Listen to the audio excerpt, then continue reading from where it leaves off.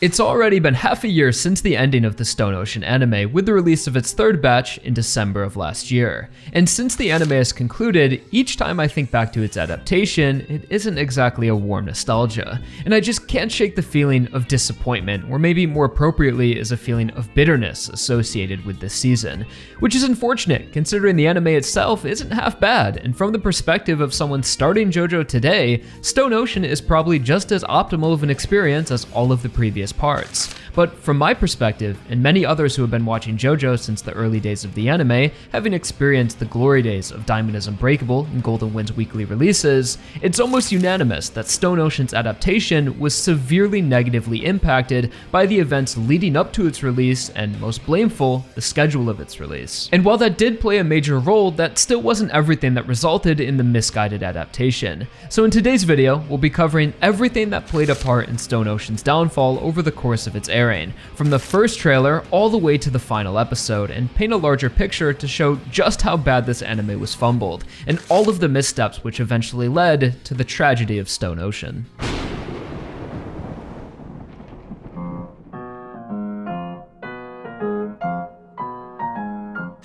The Stone Ocean saga all begins in September of 2020, when fans had noticed a new website domain secured by Warner Bros. Japan with the name of JoJo Portal, which was shortly leaked to the public and was a sort of hub for all things JoJo related, featuring information about past anime seasons, news articles, merchandise, and provided links to external sources to read and purchase the manga. But most importantly, and what caught everyone's attention, was the website's banner, which announced the date for the next JoJo event, coming April 4th, 2021, which was 7 months from the time it was announced. And of course, everyone had assumed that this event would be related to the Stone Ocean anime, which was yet to be confirmed, as new anime seasons are usually announced in a public manner during such events. And at the time, it had already been over a year since the conclusion of Golden Wind. So a few days after the JoJo Portal website had leaked, it would officially launch, and we got more information about this upcoming event, which would be the infamous Joestar the Inherited Soul, promised to be the biggest event in the history of JoJo, scheduled to be 2.5 hours long and being a paid-to-view event, coming in at a whopping 4,400 yen, which is roughly $40. So needless to say, expectations were through the roof, as usually JoJo events in the past had always been completely free to view and streamed online, and the only previous event with a paywall was an in-person premiere of the first episode of Golden Wind at Anime Expo 2018. So considering the nature of the event being all about passing the torch to the next generation and bringing all of the previous Joestar voice actors together, Stone Ocean was pretty much all but confirmed at this point. But with such a hyped event being called the biggest event in JoJo's history and costing $40, people expected more. At least a trailer, maybe the first episode, or additional anime original content. Also, unique to this event compared to the past was that it was heavily marketed to Western fans and just a larger international audience, as the JoJo Portal website had official English translations about the event's information, as well as leading up to the event promised English subtitles, and tickets were available on StageCrowd, making tickets easily accessible to people outside of Japan, which set further expectations as this was breaking new ground for the JoJo animation team. So a few months pass and April 4th finally rolls around, and thousands of people all over the world have purchased their ticket, and some even staying up until 3:30 in the morning just for the event to begin. And when the event finally starts, it was a complete disaster, as the event went on an hour over schedule with completely illegible subtitles for the entire event, as they were auto-generated and auto-translated by the worst AI program they could possibly find, resulting in some of the most infamous quotes in JoJo history. So pretty much every international viewer was frustrated and exhausted by the early morning, unable to understand anything the actors were saying for over 3 hours, and the event itself was pretty tame. It was just the voice actors being asked questions, giving some answers, and reciting a few of their iconic moments. So the only thing keeping people watching was the hope for Stone Ocean, which was finally announced at the very end of the event, as iFedos was welcomed onto the stage, which was the highlight of the event. Even if we didn't understand what they were saying, we could still feel the energy. So So this was a very wholesome and hype moment that felt very commemorative as Ifetos was welcomed into the Joestar family by all of the previous voice actors and passed the torch to continue on the Joestar spirit into Stone Ocean through Jolyne. So this moment almost made up for everything that came before and made the event worth it. But of course we also received the trailer at the end, and this was pure hype in the moment, because it of course confirmed part 6 and everyone was jumping off the walls. But looking back, shortly after, this was kind of the bare minimum for such a hyped event, as the trailer itself could have been made by any amateur motion graphic artist in a weekend, as it only featured previous anime footage and a 3D camera moving through some PNGs of the previous Joestars and a single new PNG of Jolyne in her anime art style. And following this event, for the next 4 months, this single PNG of Jolyne haunted my dreams, as it was the only thing we got anime related and was reposted endlessly by fans and official accounts, making it almost a meme by the time the first trailer rolled around, which wasn't until August of 2021, which then confirmed the release date of the anime being December, over a year since the announcement of the Inherited Soul event. So to say that the release of the anime was dragged out would be an understatement, as fans would have been way more receptive to the event taking place just a few months before the release of the anime, let's say the summertime, and include more than just a single PNG of Jolyne.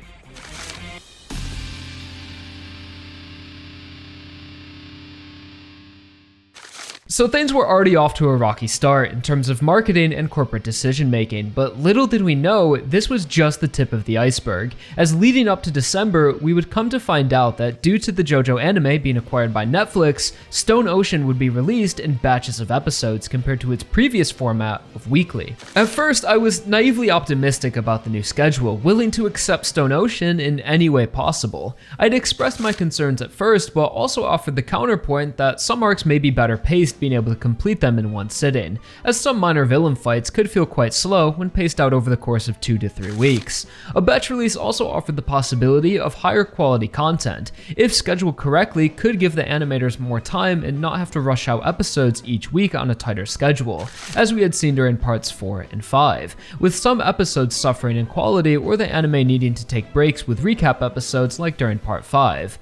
Although by the time December rolled around, mine and the community's optimism was quickly dispelled by the reality of the situation. So first of all, leading up to the premiere, there was a serious lack of communication from the studio to their audience, as they had used this vague terminology that Stone Ocean would release in a batch, and for a long time, the community had thought that all of Stone Ocean, all 39 episodes, were going to release on December 1st because they hadn't told us otherwise. It wasn't until there was this massive leak just days before December 1st that we had seen that it was only going to be the first 12 episodes. The rumor was that some kid got access to a Netflix employee's account where his dad worked at Netflix and posted a video showing screenshots and titles of the first 12 episodes, which confirmed that the first batch would be 12 episodes before any official source. So we're off to a great start. Then when the episodes finally drop, I know I can't speak for everyone, but I was pretty disappointed by the adaptation. So let me set the stage. At this point in time, the JoJo anime is in higher demand and it's more popular than ever, considering Golden Wind had practically taken over the world during its weekly release.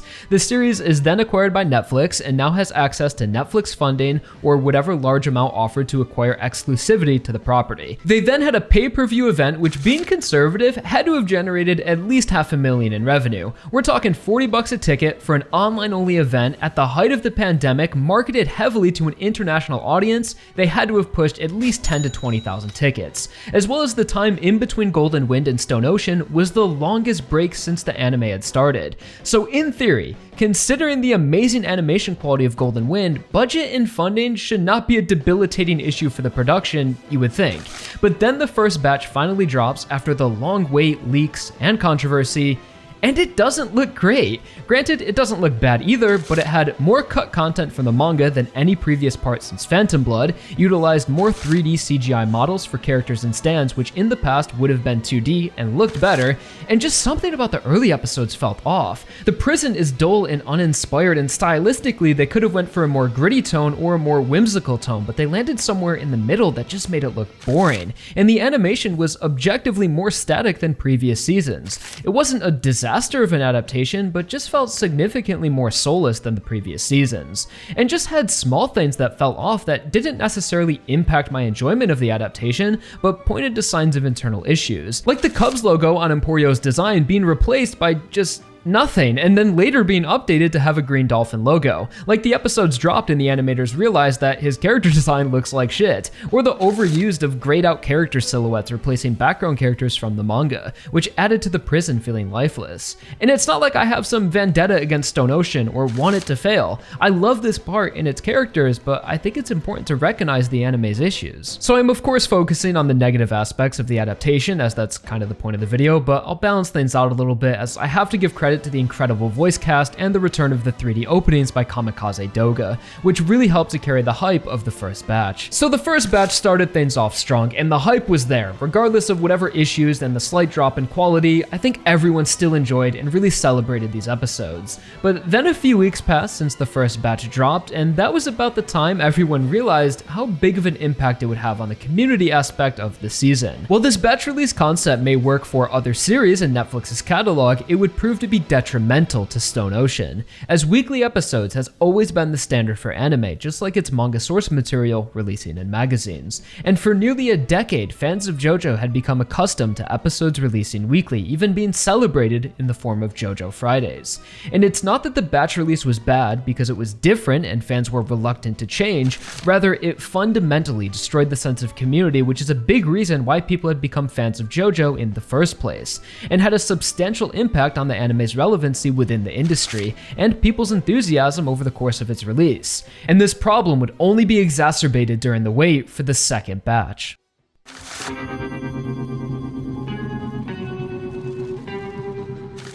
One of the biggest problems of the batch release was the lack of communication with the audience, as following the first batch, fans had absolutely no idea when to expect new episodes, and after months of nothing, people naturally just moved on with their lives. Everyone at first kind of assumed it would be around 3 to 4 months in between batches, so by the time the anime had finished, it would have taken around the same time as the previous seasons, about 40 weeks or so, and that seemed to make the most sense. But fast forward to 4 months later, after the first batch, in March of 2022, and still not a single word on the next batch, which was right around the time people expected more episodes. And then it was announced that the second batch, containing episodes 13 through 24, wouldn't be out until September, which was another 5 months away, making the wait in between batch 1 and 2 a grueling 9 months. And this was really the critical blow to the adaptation that would kill all hype and momentum going forward, as not only did people wait 9 months for new episodes, but episodes 13 through 24 wasn't necessarily content people were bouncing off the walls for, as a majority of the batch was the maximum security ward arc, which in my opinion are some of the weakest arcs in the part. Dragon's Dream is boring and over-explained, and Yo-Yo Ma is actually just dumb. I did not like that arc in the manga, and it's even more annoying animated. Although granted, the animation quality was significantly improved from the first batch, and the Kiss of Love and Revenge arc are some of the best episodes in the part. But burning through 12 more episodes in just a few days of some lackluster arcs after a 9-month wait kinda sucked, and personally, this is where I lost a lot of interest in the adaptation. And hell, being a JoJo content creator, I didn't even make a video about the second batch, as I just didn't have a lot to say about it, and it didn't feel like that much content at the time, and everything was just bittersweet. As of course it's exciting to get more episodes, seeing Jolene versus Poochie and all of that, but it was hard to enjoy them knowing how long we had all just waited, and then we might need to wait another 9 months for the rest of the season. And of course, the most disappointing part of batch 2 was the lack of no new opening, which was another signal of internal issues, and it just didn't make any sense, as in the first batch in episode 12, the opening had its sound effects version, which in JoJo means that that is the last time the opening plays, as well as the opening's visuals were all focused on the content of the first 12 episodes, except for that one frame of Mew Mew off in the background. Although they did slightly change the ending to show that Jolene has embraced Joestar and she is now fighting to save him, but it's still 95% the same opening and the same song. So watching the new episodes with this OP just really fell off and really did not feel like what the studio intended, because of how this first opening referenced so many of the early arcs of the part and had nothing to do with maximum security whatsoever. Especially again after a 9-month wait with the expectation of a new opening set by the production themselves, because they used the sound effects version in the first batch. So very swiftly the hype and discussion for the second batch came and went even quicker than the first time, and then began the next wait for the final batch.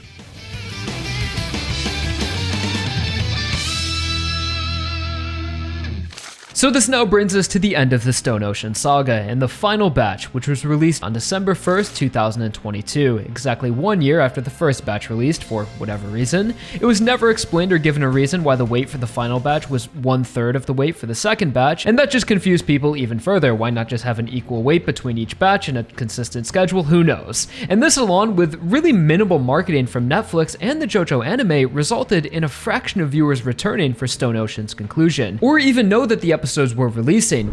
Nobody's watching JoJo now.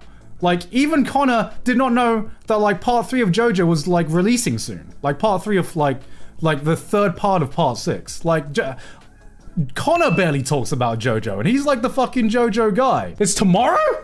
It releases tomorrow? Fuck. Okay, I knew it was releasing soon. I didn't know it was releasing that soon. What? That entirely just proves my point. And it's not JoJo's fault. It's entirely Netflix's fault. Which is a shame, because Batch 3 had the best animation from the season, a new opening, which was great, a villain version for the final episode that was probably the best one yet, and just overall an amazing adaptation and conclusion to the part, with its special roundabout ending bringing things full circle from Stone Ocean all the way back to Phantom Blood. It was a beautiful moment and ending. But the problem is, no matter how amazing this final batch was, it was already too late to capture the hype that was lost, as people just seemed to move on and were either annoyed or confused by everything leading up to the final episodes, and were so tired of waiting they just dropped or forgot about the series. And that's probably the perspective for many casual JoJo fans, but even I know so many people who are some of the most dedicated fans that haven't even watched the second or third batch of Stone Ocean. And it's nothing against the part itself, they just lost enthusiasm, and I don't blame them. I'm sure most of you guys being a part of the JoJo community tangibly felt the difference in hype from batch 1 to batch 3.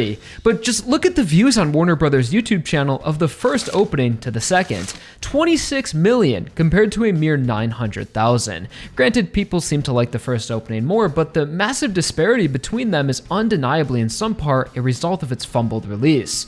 And it's not even a matter of the first opening being out longer, as that video got over 1 million views in the first day it was uploaded, as the hype for Stone Ocean in the beginning was overwhelming, only to slowly fizzle out over the course of the year into what people claim to be the most underrated anime of this season, which just seems impossible when thinking back to the amount of hype during that first batch, which really puts into perspective how dirty Netflix did Stone Ocean. And now here we are, months after the anime is concluded, and it still remains a bittersweet memory of a mishandled adaptation that wasted so much of its potential, which really sucks, as Stone Ocean just seems to be cursed in a way, as it's always been the black sheep of the series. People used to hate Stone Ocean for its stand fights, convoluted plot, and ending, and even protagonist, and had some of the most misinformation circulating about it for the longest time. And the anime was its opportunity to give the part the respect and recognition it deserved.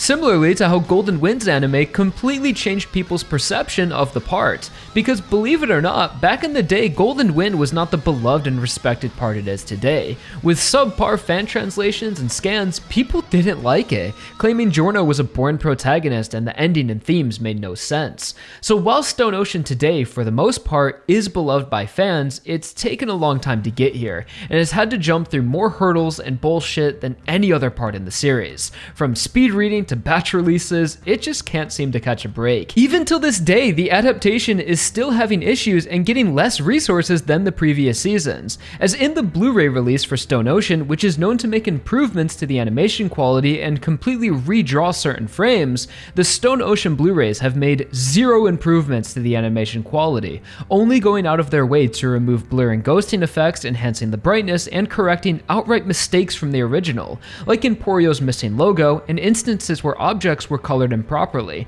like Jolene's leg, prison uniforms, and Hermes' face makeup just missing sometimes. But nothing has actually been redrawn or aesthetically enhanced, which is just a shame considering the part's overall drop in quality from part 5. And if you go back and look, every single previous season of JoJo has received hundreds of improvements in their Blu-ray releases, redrawing entire characters and scenes, yet Stone Ocean gets nothing. So Stone Ocean releases at the height of JoJo JoJo's popularity, with the longest wait in between seasons, a longer airtime than parts 4 and 5, lasting a whole year, is now acquired by Netflix and assumingly has some sort of their resources, yet somehow has lower quality animation than the previous seasons, has less talent, less resources, and less marketing, and of course, the dumbest release schedule I have ever seen from an anime before, up there with the final season of Attack on Titan. And that is truly the tragedy of Stone Ocean's anime, but hopefully in time this bitterness and resentment will subside and the JoJo anime will have a brighter future going forward, and everyone involved in the release learn from their mistake, as if Netflix didn't want to listen to the community, then maybe they'll listen to their data that shows dips in viewers each batch release, and consider moving future seasons to weekly like other anime on their platform, like Blue Period and Vinland Saga Season 2, because I'll be damned if we finally get Steel Ball Run animated, only to be trapped in batch release hell once again. Thank you all so much for watching the video. Please drop a like if you enjoyed or just made it to the end, and subscribe to the channel if you're not already, as chances are you probably aren't, as in the last 30 days, 81% of my viewers haven't subscribed yet. So be sure to sub to the channel for more JoJo, JoJoLands, and manga content, and I'll talk to you all again real soon. Peace.